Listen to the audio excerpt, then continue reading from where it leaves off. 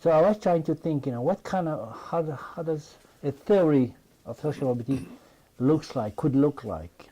When I was asking myself this question in the early 70s, I was reading Marx and the political economy of Marx, the Capital and things like this, theory of the surplus value, things like this.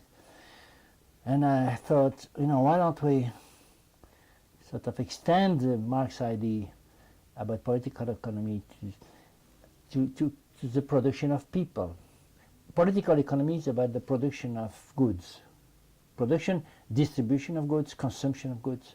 Well, couldn't there be a process of production of people in the sense of socialization, shaping babies, making them sort of human and socialized human beings, in a given class, of course.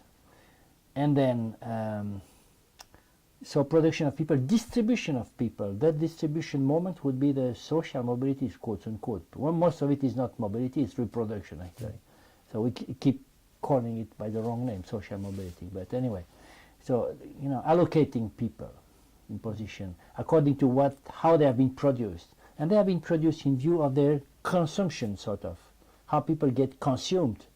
How society will produce I don't know, administrators or officers in order to be quote unquote consumed, to work in and to have their energy spent in doing military activity or engineering activity or business activity.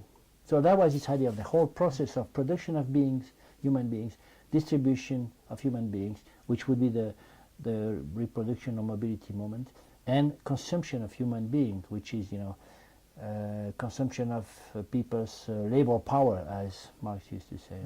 I prefer to say human energy and skills. Okay, then you have the whole problem of the production of skills according to the demand of skills by the economy, but also by the culture, and you have the problem of men and women, and you have a lot of problems if you take this view. How to call this whole process? I propose to call it anthroponomy. This is obvious because nomi because of the parallel with economy, and anthropo because it's human, the man, let's say, mensch.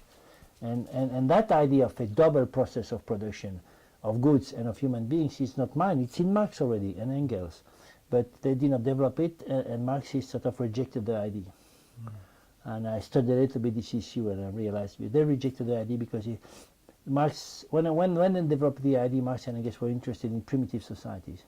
And so indeed in primitive society, a lot of time and a lot of work is spent in preparing the food and raising the children, whatever. So they way before industry. So you don't produce so many goods, you transform them. So the production of people is important there. Cooking, raising children, But now the idea of Marxists is that ever since there was industry, the production of goods took over on the production of people, who became irrelevant, became sort of domestic product, homework, housework. And I think this is totally wrong. I think that is nowadays the production of human being is already the most crucial part of production.